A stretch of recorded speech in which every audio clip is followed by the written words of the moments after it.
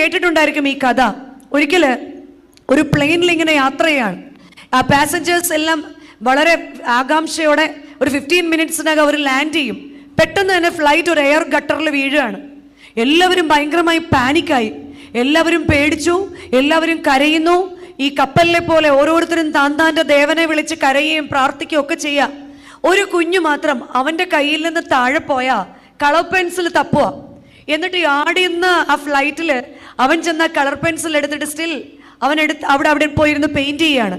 Flight നോർമലായിട്ട് pilot land ചെയ്യിച്ചു.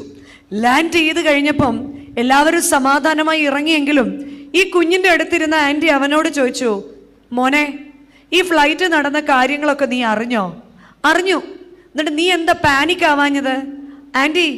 ആൻറ്റിക്ക് അറിയോ ആരാ പൈലറ്റ് എന്ന്? ആൻറ്റി പറഞ്ഞില്ല, ഹീസ് മൈ ഫാദർ.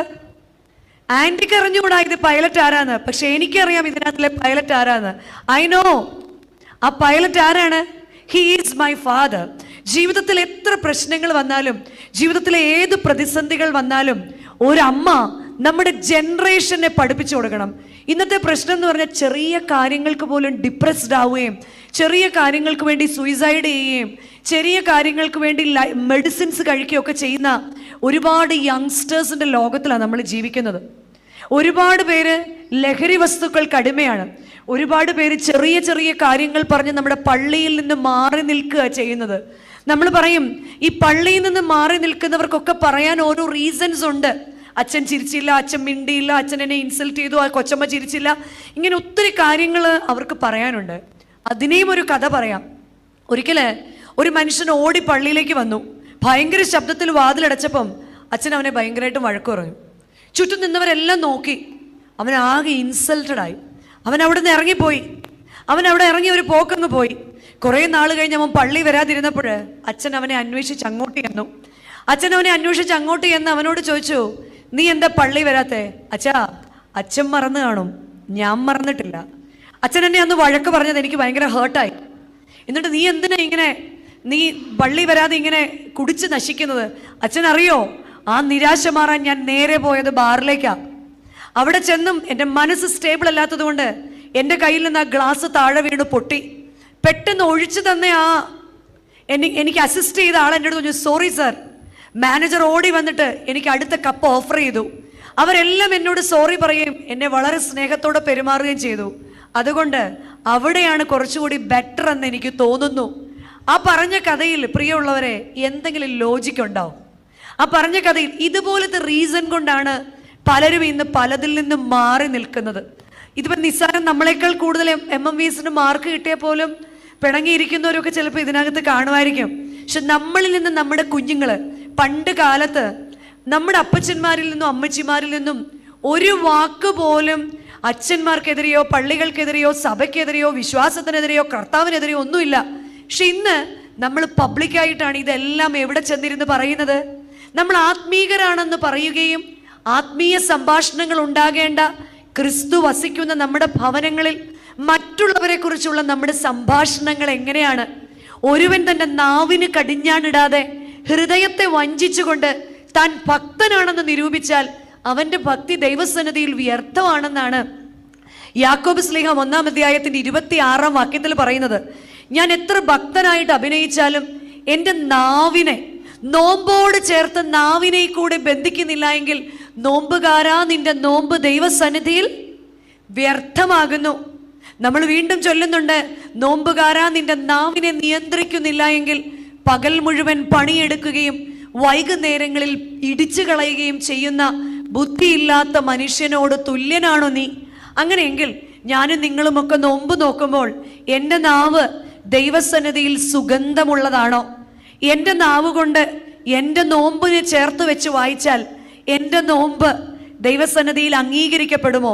നമ്മൾ ട്രഡീഷണലായിട്ട് നോമ്പ് നോക്കുന്നവരാണ്, ട്രഡീഷണലായിട്ട് ഫുഡ് വർജിക്കുന്നവരാണ്, ട്രഡീഷണലായിട്ട് ഫാസ്റ്റ് ചെയ്യുന്നവരാണ്. പക്ഷെ ആദ്യത്തെ ഫാസ്റ്റിംഗ് നമ്മൾ കൊടുക്കേണ്ടത് നമ്മുടെ സെൻസ് ഓർഗൻസിനെല്ലാം നമ്മൾ ഫാസ്റ്റിംഗ് കൊടുക്കണം. കണ്ണുകളെ നിയന്ത്രിക്കാൻ, ഉപവസിക്കാൻ. ഞാൻ പലതും കണ്ടാൽ പറയാതിരിക്കാൻ. ഇതൊക്കെ കണ്ടാൽ എങ്ങനെ? ഇതിപ്പോൾ നിങ്ങളെ ഇവിടുന്ന് മെട്രോ സ്റ്റേഷനിലേക്കൊക്കെ വരുന്ന വണ്ടി നിങ്ങൾ കയറുന്നതിന് മുമ്പ് വേറൊരു പള്ളിക്കാർ ചാടി കയറി. ഇതൊക്കെ കണ്ടാൽ എങ്ങനെ? പറ. പറയാതിരിക്കുന്നത്. കണ്ണിനെ കാണാതെ ഉപവസിക്കാൻ എനിക്ക് സാധിക്കുന്നുവെങ്കിൽ, കണ്ടിട്ടും എനിക്ക് അതിജീവിക്കാൻ സാധിക്കുന്നുവെങ്കിൽ, ഞാൻ എൻ്റെ കണ്ണിൻ്റെ ഉപവാസത്തിൽ സക്സസ് ആണ്. എൻ്റെ കാതുകൾക്ക് ഞാൻ ഉപവാസം. ആരെങ്കിലും എന്നോട് പറഞ്ഞ കാര്യം എന്നിലടങ്ങട്ടെ, എന്നിൽ നിന്ന് അപരനിലേക്ക് പോകാതിരിക്കാൻ ശ്രമിക്കണം. അതിന് യേശു കർത്താവ് തന്നെയാണ് ഏറ്റവും വലിയ എക്സാമ്പിള്. യേശു കർത്താവിൻ്റെ അടുക്കലേക്ക് പാപിനിയായ ഒരു സ്ത്രീയെ കല്ലെറിഞ്ഞുകൊണ്ട് എല്ലാവരും വന്നപ്പോഴും കർത്താവ് കുനിഞ്ഞിരുന്ന് എന്ത് ചെയ്തതേ ഉള്ളൂ? തറയിൽ എഴുതിക്കൊണ്ടിരുന്നതേ ഉള്ളൂ. എന്താ കാര്യം? കർത്താവിനറിയാം 33 വർഷങ്ങൾക്ക് മുൻപ് ഇതേ ഒരു സിറ്റുവേഷൻ ഉണ്ടായിരുന്നു. യഹൂദ മലനാട്ടിൽ മറിയാം എന്നൊരു പെൺകുട്ടി പുരുഷനെ അറിയാതെ ഗർഭം ധരിച്ചു. അന്ന് യഹൂദന്മാരുടെ പാരമ്പര്യം അനുസരിച്ച് അന്ന് കല്ലെറിഞ്ഞു കൊല്ലാമായിരുന്നു. തൻ്റെ വളർത്തപ്പനായ യൗസേപ്പ് പിതാവ് ആ പെൺകുട്ടിയെ ചേർത്ത് പിടിച്ച് മൗനം പാലിച്ചത് കൊണ്ടാണ്, മൗനമായി ചേർത്ത് പിടിച്ച് അവൾക്ക് അപമാനം വരുത്താഞ്ഞത് കൊണ്ടാണ് ഈ ചരിത്രത്തിൽ ഭാഗമായി തീരാൻ അവർക്ക് സാധിച്ചത്. അങ്ങനെയെങ്കിൽ പ്രിയമുള്ളവരെ, എൻ്റെ വാക്കുകൊണ്ട്, എൻ്റെ വാക്കുകൾക്കൊരു ഫാസ്റ്റിംഗ്, എൻ്റെ ചിന്തകൾക്കൊരു ഫാസ്റ്റിംഗ്, കുറച്ചുകൂടി സോഫ്റ്റ് ആവുന്ന രീതിയിൽ എൻ്റെ ഫാസ്റ്റിംഗ് ഒക്കെ പറ്റുമ്പോൾ മാത്രമാണ് അക്സയെ പോലെ നീരുറവയ്ക്ക് വേണ്ടി പ്രാർത്ഥിക്കുന്ന വ്യക്തിയായി ഞാൻ മാറുന്നുള്ളൂ. അക്സയെ പോലെ നീരുറവയ്ക്ക് വേണ്ടി പ്രാർത്ഥിക്കണം. നമുക്കറിയാം എല്ലാവരുടെയും ലൈഫ് ഒരുപോലെയല്ല. ചിലർക്ക് സങ്കടം നമ്മുടെ ലൈഫ് പാർട്ട്ണറിനെ കുറിച്ചായിരിക്കും, ചിലർക്ക് സങ്കടം നമ്മുടെ മക്കളെ കുറിച്ചായിരിക്കും. എവിടെയാണ് എൻ്റെ വീട്ടിലെ ആവശ്യമെന്ന് എനിക്കറിയാം. പക്ഷെ അവിടേക്ക് കർത്താവേ, അവിടുത്തെ നീരുറവയെ അയച്ച് എൻ്റെ ഭവനത്തിലെ അവസ്ഥയെ നനയ്ക്കണമേ. നനഞ്ഞ മണ്ണിൽ മാത്രമാണ് ഫലമുണ്ടാകുന്നതെന്നുള്ള സത്യം മനസ്സിലാക്കാൻ, എൻ്റെ മക്കൾക്ക് ആത്മീക വർധനവ് വരുത്തുവാൻ, എനിക്ക് തന്നെ ആത്മീക വർധനവ് വരുത്തുവാൻ കർത്താവേ എന്നെ പഠിപ്പിക്കണമേ എന്ന് പ്രാർത്ഥിക്കാൻ നമുക്ക് സാധിക്കണം. വീട്ടിലെ കമ്മ്യൂണിക്കേഷൻ കൺട്രോൾ എപ്പോഴും അമ്മയ്ക്കായിരിക്കും. എല്ലാ കാര്യത്തിൻ്റെയും റെഫറി ആരാ? നമ്മൾ പലപ്പോഴും പറയും അപ്പനെയും പ്രീതിപ്പെടുത്തണം, ആരെയും പ്രീതിപ്പെടുത്തണം? മക്കളെയും പ്രീതിപ്പെടുത്തണം. നമുക്കൊരു ഭയങ്കര സ്കില്ലുണ്ടായിരുന്നു അതല്ലേ? അപ്പൻ്റെ താളം അനുസരിച്ച് അപ്പനെയും നമ്മൾ പ്രീതിപ്പെടുത്തും. എന്നാൽ മക്കള് പിണങ്ങുന്ന മക്കളുടെ വീക്ക്നെസ്സും നമുക്ക് നന്നായിട്ടറിയാം. പക്ഷേ കുറെ കാലമായിട്ട് കണ്ടുവരുന്ന ഒരു വീക്ക്നെസ് എന്താണെന്നറിയോ? പണ്ട് ഇങ്ങനെയൊക്കെ അറിയുന്ന അമ്മച്ചിമാരുണ്ടെങ്കിലും പണ്ടത്തെ ഒരു സിസ്റ്റം എന്ന് പറഞ്ഞാൽ ചാരുകസേരയിൽ വരാന്തയിൽ ഇരുന്ന് മൂളുന്ന ഒരു അപ്പനെ നമ്മൾ കണ്ടിട്ടുള്ളൂ, അടുക്കളയിൽ നിന്ന് പുറത്തിറങ്ങാത്ത അമ്മച്ചിയും. പക്ഷെ അവർ തമ്മിൽ കമ്മ്യൂണിക്കേഷനും ഉണ്ടായിരുന്നു, ശരിയല്ലേ? എന്നാൽ ഇന്നത്തെ പ്രത്യേകത എന്താണെന്നറിയോ? ഇപ്പൊ അപ്പന്മാർ ഇവിടെ കുറവാ, അമ്മമാർ കൂടുതലുള്ളതുകൊണ്ട് ഞാൻ പറയാ, ഇന്ന് വീടുകളിൽ പല പാനലുകളുണ്ട്. അപ്പന്റെ വിചാരം മാത്രമാണ് പല വീടുകളിലും കൺട്രോൾ ചെയ്യുന്നത്. ഞാനാണ് ഈ വീടിനെ കൺട്രോൾ ചെയ്യുന്നത് പല അപ്പന്മാരും വെറുതെ വിചാരിച്ചിരിക്കുക. സൈഡിൽ കൂടെ ഒരു പാനൽ പോകുന്നുണ്ട്. ആരൊക്കെയാണെന്നറിയോ? പറ. ഇന്ന് 100 ഒരു വീടിന്റെ കണക്കെടുത്താൽ ഒരു 95% എങ്ങനെയാണെന്നറിയോ? അമ്മയും മക്കളും കൂടെ വേറൊരു പാനലാണ്.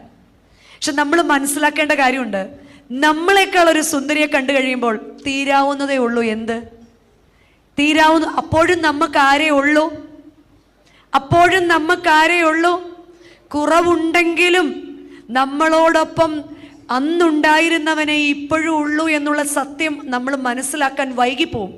മക്കളോട് ചേർന്ന് അപ്പനെ ഒറ്റപ്പെടുത്തുന്ന ഒരു സ്വഭാവം. അപ്പന് കുറവുകൾ കാണും, കുറ്റങ്ങൾ കാണും. പക്ഷെ മക്കളോട് ചേർന്ന് നിന്ന് അപ്പനെ കുറ്റപ്പെടുത്തുന്ന ഒരമ്മ പ്രാർത്ഥിക്കുന്ന അമ്മയാണെന്ന് പറഞ്ഞിട്ട് കാര്യമില്ല. അപ്പൻ്റെയും മക്കളുടെയും ഇടയ്ക്ക് നിന്ന് അവർക്ക് വേണ്ടി ദൈവസന്നിധിയിൽ മുട്ടുമടക്കുന്ന ഒരമ്മ, അവർക്ക് വേണ്ടി ദൈവസന്നിധിയിൽ കണ്ണുനീര് പൊഴിച്ച് ഒരുമിച്ച് കൊണ്ടുപോകുന്ന ഒരു റെഫറിയാൻ അമ്മയ്ക്ക് സാധിക്കുമ്പോൾ മാത്രമാണ് ആത്മീക വർധനവ്. ഈ 2026 ആയിട്ടും എൻ്റെ ജീവിതത്തിൽ ഒരു മാറ്റവും ഉണ്ടായിട്ടില്ലെങ്കിൽ ഞാൻ എൻ്റെ ആത്മീകതയൊന്ന് ശോധന ചെയ്യേണ്ടിയിരിക്കുന്നു. അതെന്താ കാരണം എന്നറിയാമോ? നമ്മുടെ പ്രാർത്ഥനയിൽ പരിശുദ്ധാത്മാവില്ല എന്നതാണ് അതിൻ്റെ അർത്ഥം. രണ്ടാമതായിട്ട് ശ്ലീഹ പറയുന്നത് എന്തായിരുന്നു? പരിശുദ്ധാത്മാവിൽ പ്രാർത്ഥിച്ചു. നമ്മളെല്ലാം പ്രാർത്ഥിക്കുന്നവരാണ്, പക്ഷെ നമ്മളിൽ എത്ര പേര് പരിശുദ്ധാത്മാവുള്ളവരായിട്ട് പ്രാർത്ഥിക്കാറുണ്ട്? പ്രാർത്ഥനയ്ക്ക് എന്തെങ്കിലും കുറവുണ്ടോ? പ്രാർത്ഥനയ്ക്ക് എന്തെങ്കിലും കുറവുണ്ടോ? ഒരു കുറവുമില്ല പ്രാർത്ഥനയ്ക്ക്. എപ്പോൾ നോക്കിയാലും എന്തെങ്കിലും പേരും പറഞ്ഞ് പല രീതിയിലുള്ള, അല്ലേ? ഇതിപ്പോ MMVS ആയതുകൊണ്ടല്ലേ ഇത്രയും പേര് വന്നത്, അല്ലേ അച്ഛൻ പറയട്ടെ? കാരണം എന്താ? നമുക്ക് ഇതൊക്കെ ഒരു അഭിനിവേശമാണ്, ഇതൊക്കെ വലിയ. പക്ഷേ അതിന് തക്ക പ്രൊഡക്റ്റ് നമ്മളിൽ നിന്ന് ഉണ്ടാകുന്നുണ്ടോ എന്നാണ് ചോദ്യം. ഒരിക്കലും കാട്ടിലെ ഭയങ്കര തണുപ്പത്ത് ഇങ്ങനെ കുരങ്ങന്മാരെല്ലാം വട്ടത്തിലിരുന്ന് വർത്താനം പറയാ. അന്നേരം നാട്ടിൽ വന്നിട്ട് തിരിച്ചു പോയ ഒരു കുരങ്ങൻ പറയാണ്, നാട്ടിൽ തണുപ്പിനെ റെസിസ്റ്റ് ചെയ്യാൻ തീ എന്ന് പറയുന്ന ഒരു സാധനമുണ്ട്. അവന്മാരത് തീ കത്തിച്ചിട്ട് ചുറ്റും ഇരിക്കും, എന്നിട്ട് അവർക്ക് നല്ല ചൂട് കിട്ടും. അങ്ങനെയാണ്. അപ്പൊ പ്രായമുള്ള കുരങ്ങന്മാർ പറഞ്ഞു, അങ്ങനെയാണെങ്കിൽ നമുക്ക് ഇവിടെ നിന്നും മിടുക്കന്മാരായ ആരെയെങ്കിലും ഒക്കെ അങ്ങോട്ട് വിടാം, അല്ലേ? അങ്ങോട്ട് വിടാം. അങ്ങനെ മിടുക്കനായ ഒരു കുരങ്ങൻ പിറ്റേ ദിവസം നാട്ടിലേക്ക് പോയി അവൻ കയ്യിൽ കൊണ്ടുവന്നിട്ട് ഒരു പെട്ടിക്കകത്തത് കൊണ്ടുവന്നിട്ട് പറഞ്ഞു, കിട്ടിപ്പോയി, ഇനി നമുക്കൊന്നും പേടിക്കാനില്ല, കിട്ടിപ്പോയി. സന്ധ്യയായി. അവർ ഉണങ്ങിയ ഇലകളെല്ലാം കൂട്ടിവെച്ചു, ഉണങ്ങിയ വിറകെല്ലാം കൂട്ടിവെച്ചു, ഈ പൊരി അതിൻ്റെ മുകളിൽ വെച്ചു. എന്നിട്ട് ഊതാൻ തുടങ്ങി.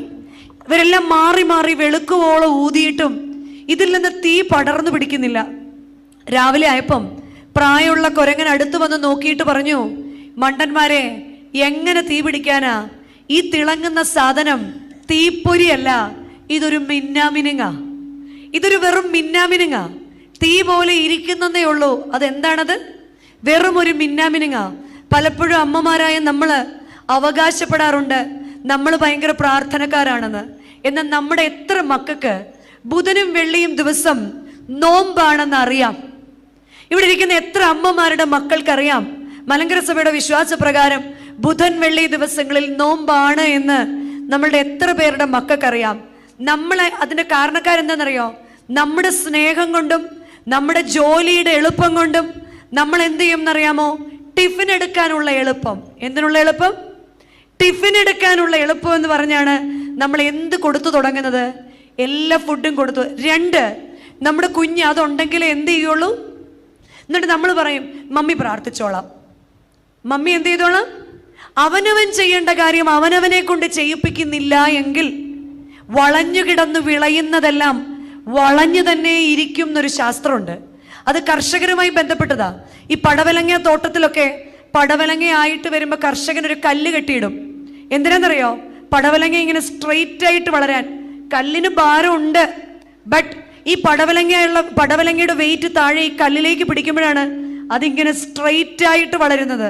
പ്രിയമുള്ളവരെ, പലപ്പോഴും ചെറുപ്പം തൊട്ട് അങ്ങനെ കൊടുക്കുമ്പം നമ്മൾ ചീത്ത മമ്മിന്ന് കേൾക്കേണ്ടി വരും. ഈ മമ്മി കൊള്ളില്ലെന്ന് കേൾക്കേണ്ടി വരും. ചില സമയത്ത് നമ്മുടെ മക്കൾ കുറച്ചേ കഴിച്ചോളൂ എന്ന് വരും. കുറച്ച് കഴിച്ചത് കൊണ്ട് മരിച്ചു പോയിട്ടുള്ള ആരെയും, അല്ലേ?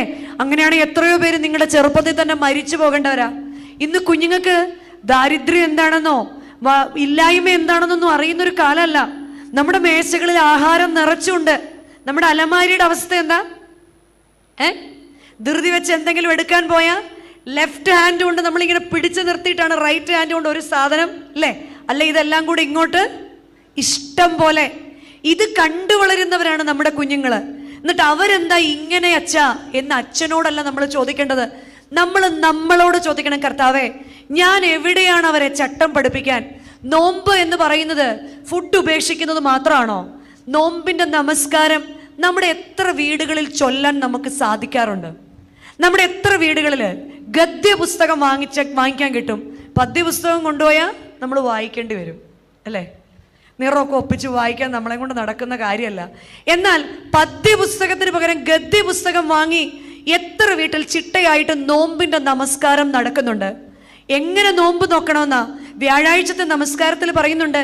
വെടിപ്പോടെ നോമ്പ് നോക്കുന്നവന്റെ തലമുറ മാലാഖമാരോടൊപ്പം കലർന്നിരിക്കുന്നു എന്ന്. ഇതൊക്കെ വായിക്കുമ്പോൾ മാത്രമാണ്, നമ്മൾ കുമ്പിട്ട് കണ്ണുനീരോടുകൂടി പ്രാർത്ഥിക്കുന്നത് കാണുമ്പോൾ മാത്രമാണ് നമ്മുടെ കുഞ്ഞുങ്ങളുടെ മനസ്സിൽ ഇതാണ് നോമ്പ്, അല്ലെങ്കിൽ വെജ് കഴിക്കുന്നത് മാത്രമാണ് നോമ്പ് എന്ന ഒരു നോമ്പ് അവൻ്റെ മനസ്സിൽ ഒതുങ്ങിപ്പോവാ. പിന്നെ അവൻ തിരിച്ചു ചോദിക്കാൻ തുടങ്ങും, ഇപ്പം ഇതൂടെ കഴിച്ചാൽ എന്താണ്? എന്നാൽ നോമ്പ് എന്ന് പറയുന്നത് വെജ് കഴിക്കുന്നതല്ല. നോമ്പ് എന്ന് പറയുന്നത് എൻ്റെ ലൈഫ് സ്റ്റൈലിനെ കംപ്ലീറ്റ് നോമ്പാക്കി മാറ്റി മനസ്സിൽ റിപ്പൻറ്റ് ചെയ്ത് എൻ്റെ ശരീരത്തെയും മനസ്സിനെയും ഞാൻ ഒന്നിച്ച് ദണ്ണിപ്പിക്കാൻ ഏൽപ്പിക്കുന്ന ആ ഒരു ജേണിയാണ്. ആ പിൽഗ്രിം പ്രോഗ്രസ് പറഞ്ഞ പോലെ ആ ഒരു സെലസ്റ്റിയൽ സിറ്റിയിലേക്കുള്ള ഒരു ജേണി ആകണം എൻ്റെ നോമ്പ്.